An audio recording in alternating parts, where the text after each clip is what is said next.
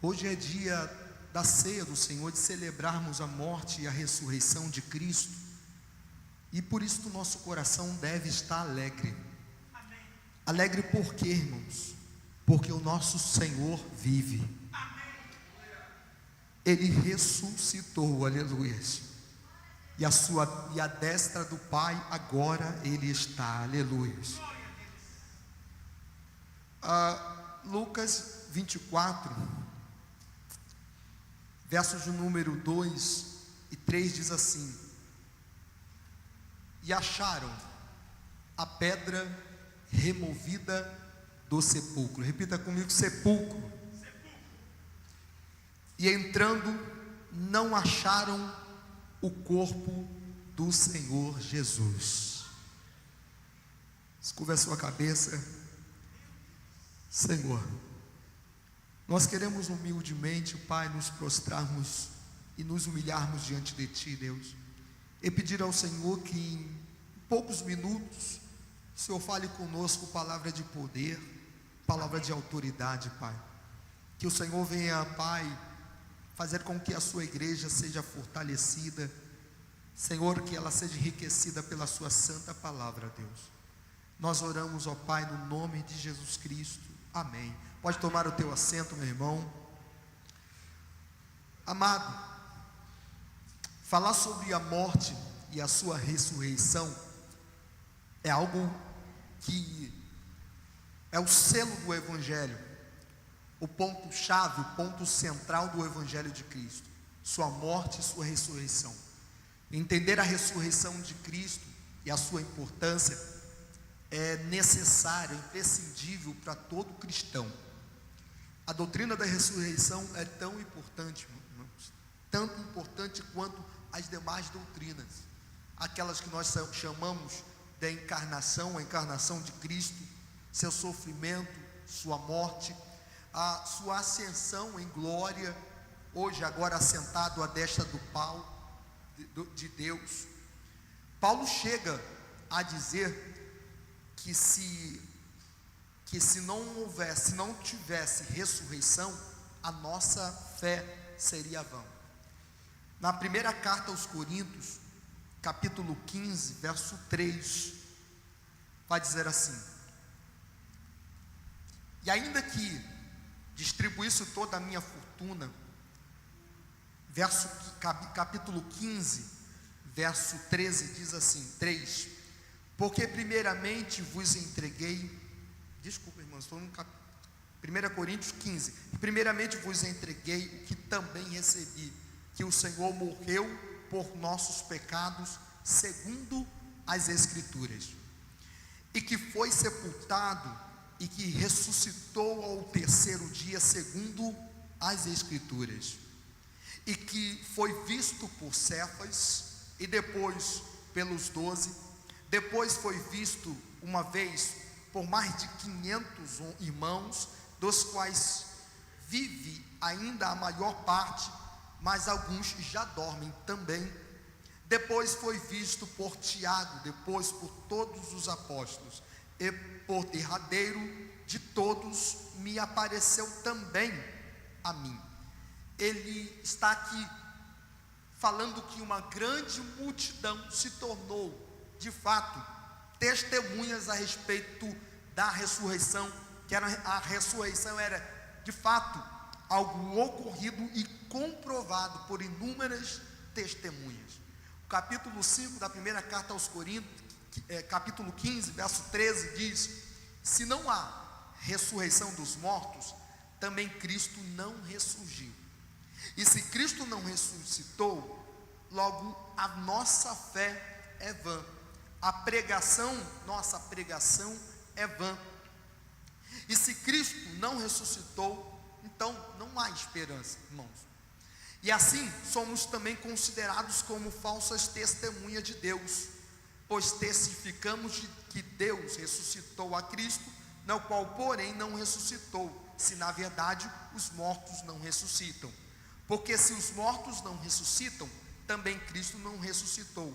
E se Cristo não ressuscitou, é vã a vossa fé, e ainda permaneceis nos vossos pecados. Então, Perceba que a doutrina da ressurreição é o pilar, um dos pilares central do Evangelho, porque sustenta também a ideia da nossa expiação. Se Cristo não ressuscitou, logo não há perdão dos pecados, não há expiação, e também o sacrifício de Cristo seria em vão. Mas esse Cristo, como nós lemos no capítulo 24, seu túmulo está vazio, seu sepulcro está vazio, aleluias. Certas mulheres foram ter de madrugada para embalsamar, porque não deu tempo de preparar o corpo de Cristo. Quando chegou lá, qual foi a imagem que elas se depararam? Foi a pedra rolada, removida, e o anjo assentado dizendo: por que vocês procurai aquele que vive dentre os mortos? Por que vocês estão procurando aquele que está à destra do Pai agora? Aquele que vive e está à destra do Pai. Irmãos, esse é o ponto-chave do Evangelho, esse é o ponto-chave da nossa pregação. Jesus ressuscitou e está à destra do Pai. Irmãos, grandes pensadores dentro da humanidade, seus sepulcros ainda estão cheios dos seus restos mortais. Chegamos a ver Gandhi, a sua sepultura,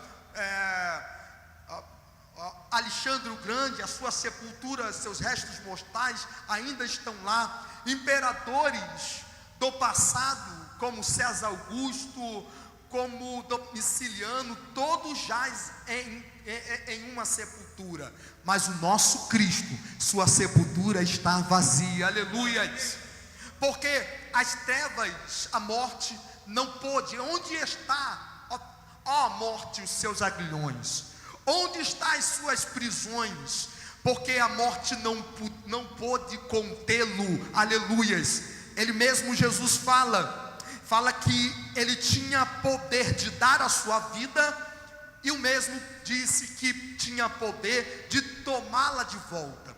O único que tinha poder de vencer a morte, e ele vence a morte no seu lugar, aleluias. Ele vence a morte, sobe o madeiro, morre, é vilipendiado, humilhado, açoitado no seu lugar, para que no seu lugar ele pudesse carregar todas as suas maldições, a fim de que não haja mais nenhuma condenação sobre a sua vida, aleluia. Irmãos, Jesus não morreu a nossa morte.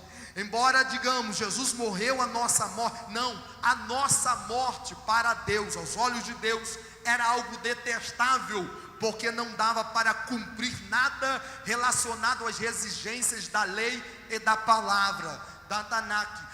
Sim, Jesus morreu a sua própria morte, e na sua própria morte matou a morte, aquela morte que nos levava a uma vida totalmente distante de Deus, aleluias. Jesus morreu a sua morte para que não venhamos a provar da morte eterna, da condenação eterna. Então, em primeiro lugar, o seu sepulcro está aberto.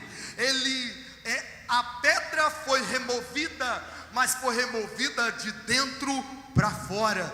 Não houve necessidade de uma força externa para remover a pedra. A pedra de Cristo foi removida de dentro para fora. Ele mesmo, com o seu poder, a sua autoridade, ele que é detentor de todo o poder, de toda a divindade, sendo a imagem do Deus invisível, removeu a pedra de dentro para fora, ressuscitando ao terceiro dia, para a glória de Deus e para a salvação dos remidos. A ele honra, glórias e louvores, aleluias. Seus discípulos estavam com olhos fechados, não compreendiam como que se daria o processo de remissão dos pecados. Esperava Jesus como sendo um homem que exerceria um poder político com a finalidade de salvar o povo das guarnições romanas, do Império Romano. Agora Jesus se faz revelar a eles. Cerca de 2 estava indo sentido a caminho de Emaús, contradizendo uma ordem que o próprio Jesus havia dito aos seus discípulos: ficai em Jerusalém, ficai dentro da cidade. eles saem para Emaús. Chegando próximo a Emaús, a Bíblia vai dizer que Jesus se apresenta e começa a andar com ele lado a lado. Lucas capítulo 22 vai narrar isso. E ele começava a falar a respeito do Messias, pregar para os seus discípulos a respeito da morte e ressurreição de Messias, e que era necessário que tais sofrimentos viessem sobre o ministério messiânico. Eles não entenderam imediatamente. Andando com Cristo, seus corações ardiam. Quando chega dentro da sua casa, provavelmente em Emaús, vai constrigir o mestre, cuidando que o mestre era apenas um daqueles que estavam peregrinando no evento da Páscoa. Quando Jesus parte o pão, imediatamente os seus olhos são abertos, e ele passa a entender que aquele que estava diante deles estava agora ressuscitado, era o próprio Jesus Cristo. Aleluia. Outro disseram: acaso não ardia em nós, em nosso coração, quando ele nos falava? Aleluia. Esse Jesus aparece a Simão Pedro, quando Simão estava entristecido por ter negado Jesus 3 vezes. Jesus conforta Pedro, consola Pedro, derrama bálsamo sobre as feridas interiores de Pedro, a fim de que Pedro não se desviasse. Jesus vai de encontro aos seus discípulos num cenáculo, se apresenta. O texto joanino fala que ao se apresentar aos discípulos, ele sopra o Espírito Santo. Recebei o Espírito Santo e sopra sobre eles de tal maneira que a casa toda foi cheia, mas ele se oculta. E a Bíblia vai dizer que um certo dia, estando Pedro e os demais pescando, Pedro estava como que despido, estavam no meio do mar. De repente se viu Jesus, ele estava caminhando na praia. Eles disseram: olha, é o mestre. Aleluia. Pedro, ele mesmo se cobre. Quando ele se cobre, se lança a nadar, porque ele queria se prostrar diante dele. Jesus come e bebe com eles, para demonstrar que o seu corpo também era um corpo físico, não mais mortal, mas agora um corpo que precede toda a criação, um corpo que venceu. Ele mesmo venceu as amarras de todas as maldições da morte. A Bíblia vai dizer que agora ele dá entendimento aos seus discípulos. Os discípulos começam a entender todas as coisas a respeito do Messias e da sua missão. Os céus se abrem, irmãos, porque Jesus, ele mesmo está como que ressuscitado. Verso de número 51 de Lucas, capítulo de número 24, vai dizer que enquanto eles estavam na cidade, chegando em Betânia, a Bíblia vai dizer que os céus vai se abrir, e de repente Jesus vai ser assunto ao céu, vai subir. Aleluia. Verso 50 diz assim: e levantando-os foram até Betânia, e levantando-os as mãos, os abençoou. O Senhor abençoou os seus discípulos. E aconteceu que, abençoando-os eles, se apartou deles e foi elevado ao céu. E adorando-os eles, tornaram para casa com grande júbilo a Jerusalém. Estavam sempre no templo, louvando e bendizendo a Deus. Antes da sua subida, qual é a advertência para os seus discípulos? Ele disse: essas coisas sois vós testemunhas, e eis que sobre vós envio a promessa do Pai. Ficai em Jerusalém, ficai na cidade de Jerusalém, até que do céu sejais revestidos de poder. Ele está dizendo que vai subir e está sendo assunto ao céu, mas ele promete o derramamento do Espírito Santo sobre a sua igreja. O processo, irmãos, de ressurreição de Cristo é algo tão importante, porque para nós representa uma grande eficácia na expiação que Cristo ele faz para a sua igreja. Todos nós, irmãos, devemos nos assemelhar a morte e a ressurreição de Cristo. Todo cristão é chamado para andar dentro desta virtude, para conhecê-lo e a sua virtude, a virtude do seu poder e a comunicação das suas aflições, sendo ele feito conforme uma morte sacrificial. Nós devemos nos assemelhar a ele em sua morte, para que de fato o seu poder, o poder da ressurreição, também seja ativo e operante 24 horas na nossa vida como cristão. Jesus nos chama também para vivermos o poder da sua ressurreição, para ver se de alguma maneira posso chegar. Paulo fala em Filipenses 3, a ressurreição, de tudo me abstenho. Filipenses 3:11, ele fala que se abstém de todas as coisas com a finalidade de chegar à ressurreição dentre os mortos, porque se tornou promessa para toda a igreja vencer as amarras da morte. Aleluias! Ele venceu, e portanto, ele agora vencendo, nós temos total esperança junto ao Pai. Irmãos, quero contar aqui, esta semana fui até um determinado local onde estávamos em luto por conta de uma tia da minha esposa. Passei por vários mausoléus, sepulcros, e naturalmente os sepulcros estavam lá todos forjados em mármores e em granitos, coisa que, se você for consultar qual o valor do metro quadrado, é provável que o metro quadrado mais caro do Rio de Janeiro seja dentro de um cemitério. Aleluias! Ali eu passei e vi pessoas que foram, não conheço suas histórias, mas naturalmente eu olhava o seu nascimento e o seu fim. Aleluias! Agora Cristo não. Cristo teve o seu nascimento, num nascimento onde a Bíblia fala que ele veio em carne, se humanizando. Isaías capítulo 9, verso 6 diz: porque um menino nos nasceu, um filho se nos deu, e o principado está sobre os seus ombros, e se chamarás o seu nome, Maravilhoso, Conselheiro, Deus Forte, Pai da Eternidade, Príncipe da Paz. Aleluias! Ele é o Príncipe da Paz, maravilhoso, eterno, Conselheiro, Deus forte que venceu a morte. Ele é Deus forte que venceu as amarras da morte. Ele é Deus forte que ao terceiro dia ressuscitou para a remissão dos pecados do seu povo. Em Cristo Jesus nós obtemos o milagre da reconciliação, o mistério da reconciliação que está em Cristo Jesus está operante sobre a sua vida. Não há condenação para a sua vida, meu irmão. Não há condenação para a sua história, meu irmão. Pare de olhar para trás, pare de olhar para o seu passado, pare de olhar para os seus defeitos.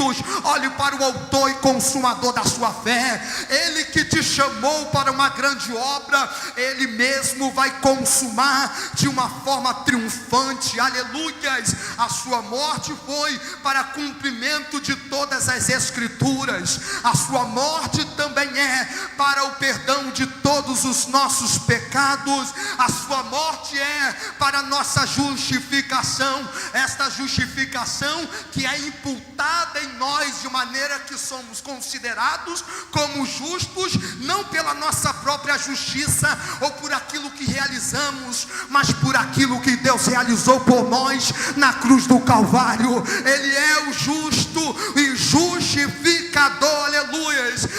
Nele nós temos tal esperança. Esperamos ele, aquele que foi morto e reviveu, que voltará com toda a eficácia para buscar a sua igreja, uma igreja eleita, uma igreja preciosa, uma igreja que recebeu autoridade e poder para pregar a sua palavra, as boas novas. Qual é essas boas novas? A boa nova é uma pessoa, Jesus Cristo se humanizou, viveu em carne, provou das nossas tribulações, das nossas tentações, como sumo sacerdote é capaz de se compadecer na as nossas fraquezas. Esse sumo sacerdote, ele mesmo provou a nossa morte, mas ao terceiro dia ressuscitou e está à destra do Deus Pai, intercedendo para com a sua igreja. Nele a nossa pregação é eficaz, nele a nossa vida se torna eficaz, nele a nossa fé é eficaz, nele a nossa história é eficaz, nele as portas do inferno não vão prevalecer contra a sua igreja. Nele nós trazemos a vitória que vence o mundo, a nossa fé. Nele nós temos esperança de subir em glória, de nos tornar como ele em glória. Nele somos mais que vencedores, porque há um poder atuante sobre a igreja do Senhor, o poder da ressurreição, que veio para mergulhar a tua vida num poder ativo de glória em glória, de glória, de glória, de glória em glória.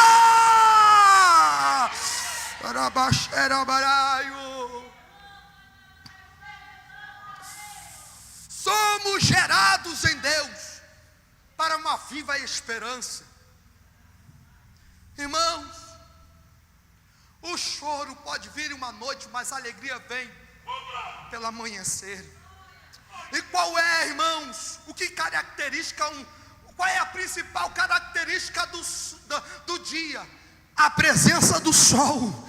Quem é o nosso sol? O sol da justiça, Jesus Cristo de Nazaré. Aleluia! Ele tem que brilhar, ele que tem que estar em evidência, ele que com o seu poder vai iluminar todos os cantos do nosso ser e vai nos revelar o que somos. Por isso somos filhos da luz.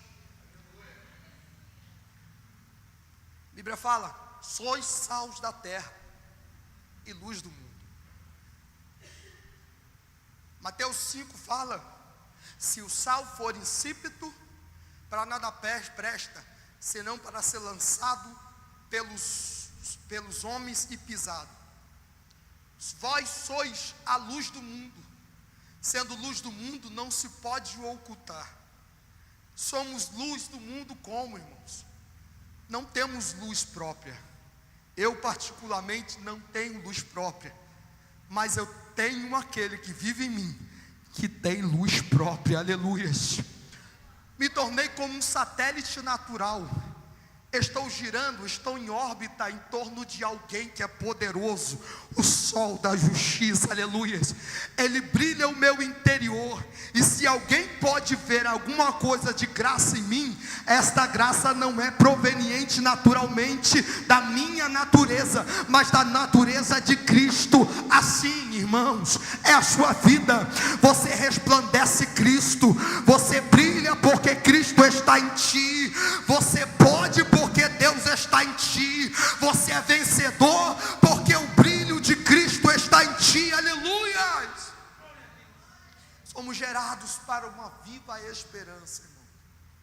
E a morte não é o nosso fim. Uma vez o pastor Alain, lá na frente, numa pregação, ele dizia: se existe uma fila do qual nenhum homem quer passar à frente, é a fila da morte. Todos querem ficar para trás, ninguém quer chegar até a passar pela morte.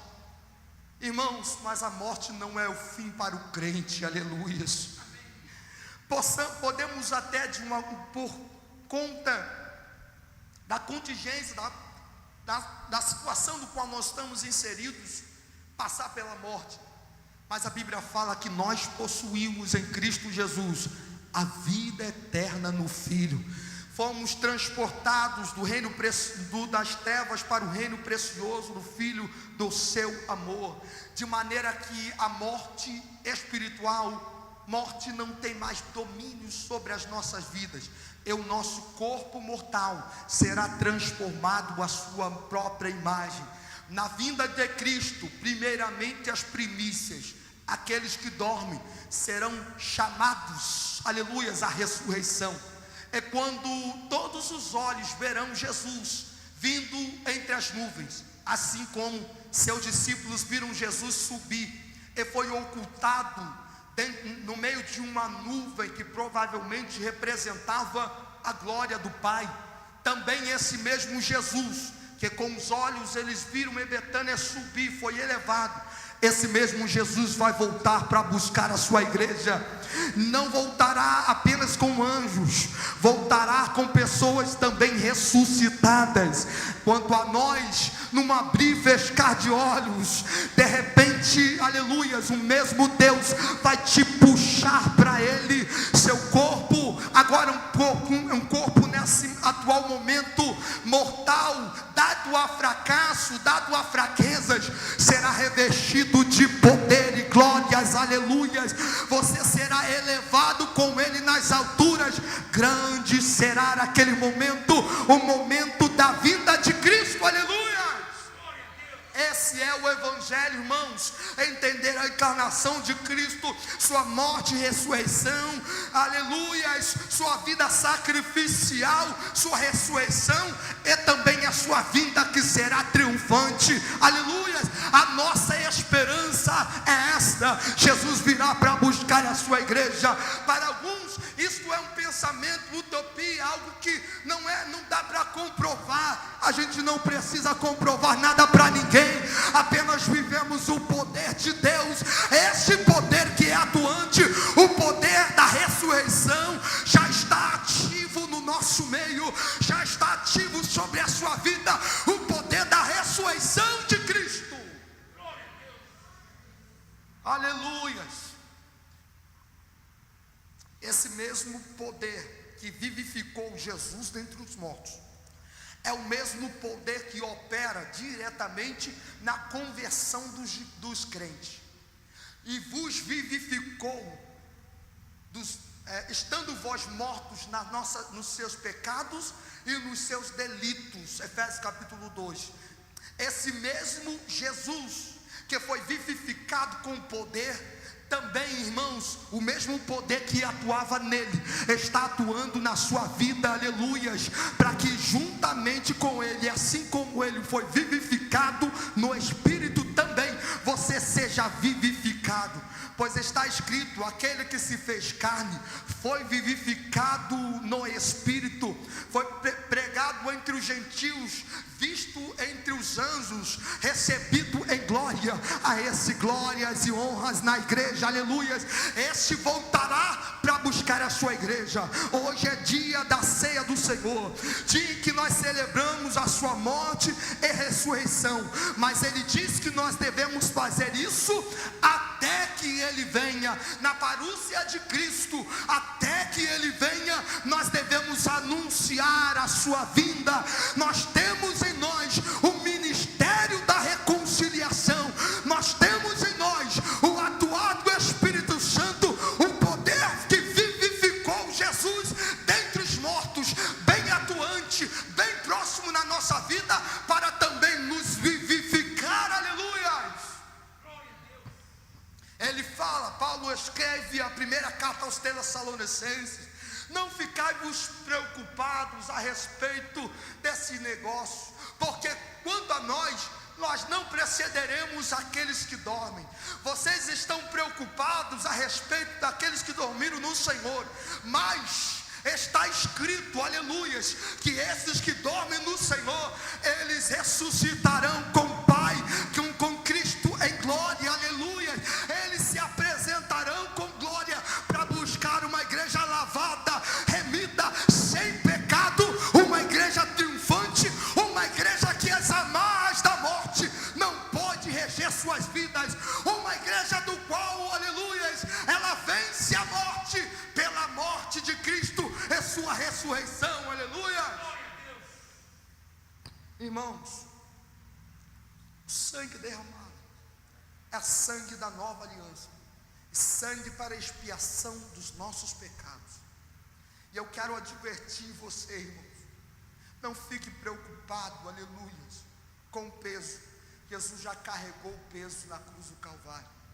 Obedeça, porque não é melhor sacrificar do que obedecer? Não, é melhor obedecer do que sacrificar. Te peguei, irmão. Irmãos, é melhor obedecer a sua palavra. Pare de tentar buscar a justiça própria. Pare de tentar ser religioso. Jesus não te chamou para uma religião, Jesus te chamou para um relacionamento.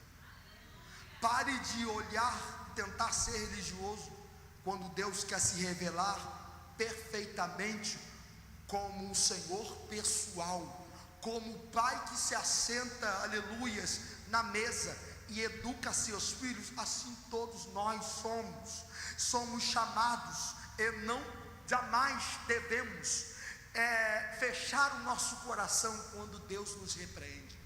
Se você tem sido repreendido por Deus, não fique entristecido, não ache peso dentro da sua alma. Toda a repreensão de Deus tem como objetivo o aperfeiçoamento dos santos. É prazeroso quando pode doer, aleluias, porque, irmãos, uma chicotada do pai dói, mas ela é algo benéfico para a minha vida. As marcas que ficarão na minha vida não são marcas de morte, não são marcas que anunciam uma agressividade comum. As marcas que Cristo me deixa por conta da sua repreensão são marcas de vida, e vida com abundância, aleluias.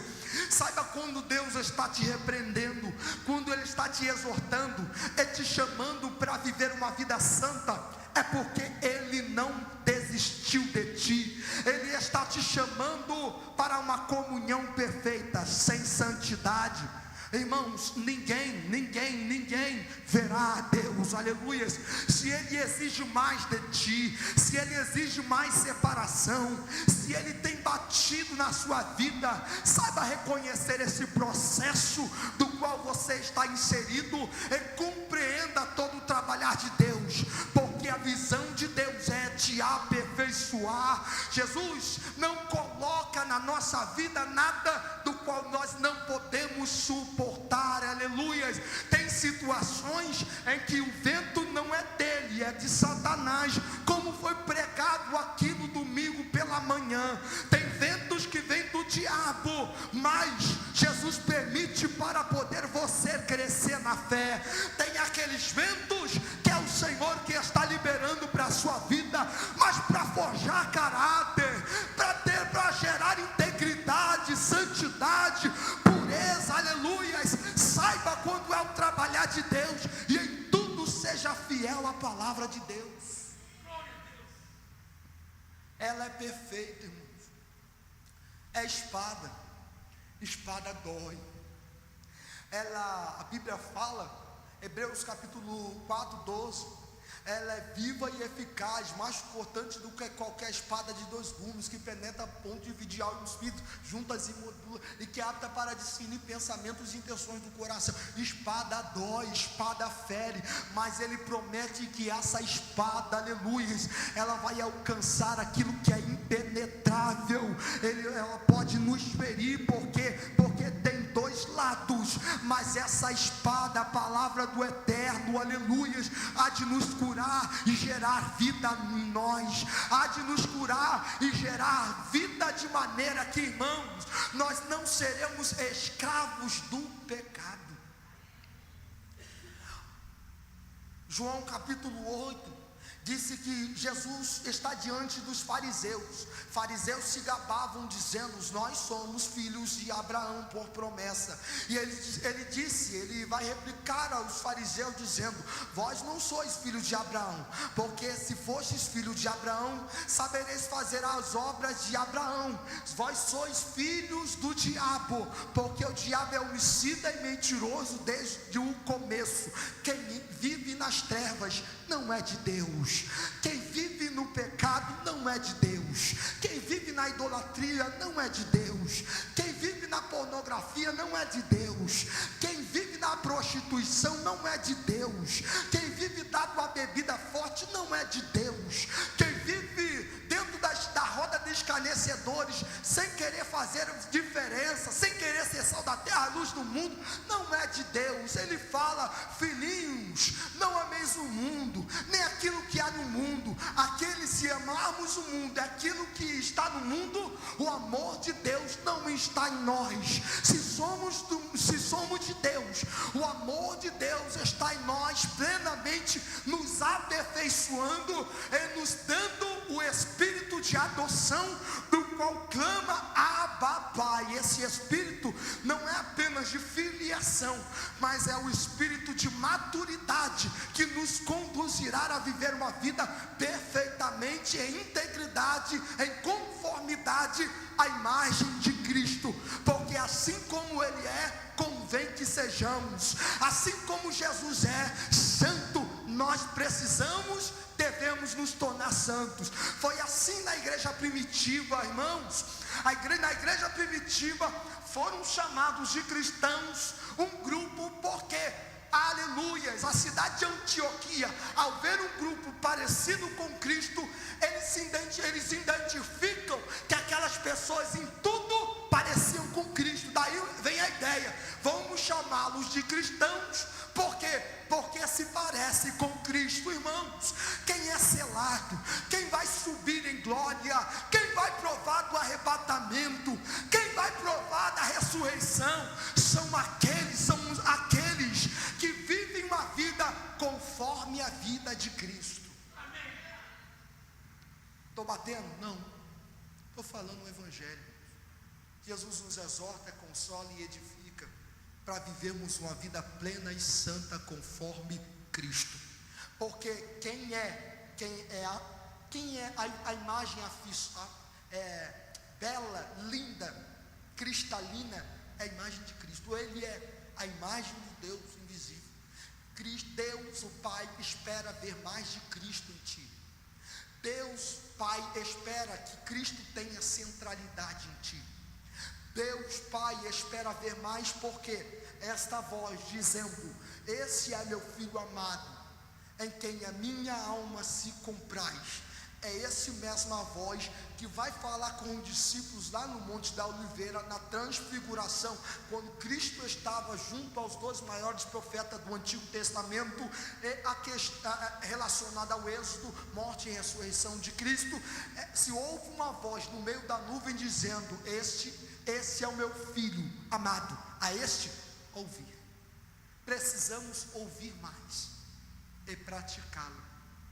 Tiago fala que aquele que ouve a palavra e não pratica é considerado um homem que se depara com um espelho, olhando a sua fisionomia, ao sair esquece definitivamente da sua fisionomia, das características do qual ele possui. Assim é o não praticante. Jesus mesmo fala que todo aquele que pratica a sua palavra será considerado como a casa que foi edificada sobre a pedra. Bateu vento, tempestade, luta, ela não é abalada. Por quê? Porque ela está em Cristo, e o poder da ressurreição é tão ativo nesta casa que ela não cai, aleluias. Mas aquele que não pratica, não vive, é considerado como o que edificou a casa sobre a areia da praia. Bate vento, bate tempestade, facilmente é derrubado, porque não tem firmeza, não tem estrutura, irmãos. A nossa estrutura está em Cristo, a nossa história, aleluia, tanto o início quanto o final, tanto a parte estrutural quanto a parte de acabamento está em Cristo Jesus. Ele é autor da nossa vida, aleluia, é o consumador da nossa fé e garante a vida eterna para todos aqueles que creem no seu nome. Aqueles que vão a Ele, de maneira nenhuma Ele lançará fora. Levante-se. Se levantar. Vamos à ceia do Senhor. Deus quer que você prove desse poder da ressurreição. E hoje é um momento próprio para você se arrepender, reconhecer os seus pecados, não tomar da ceia de forma ilegítima. A ceia não santifica, mas a ceia representa uma comunhão do qual nós como cristãos temos com esse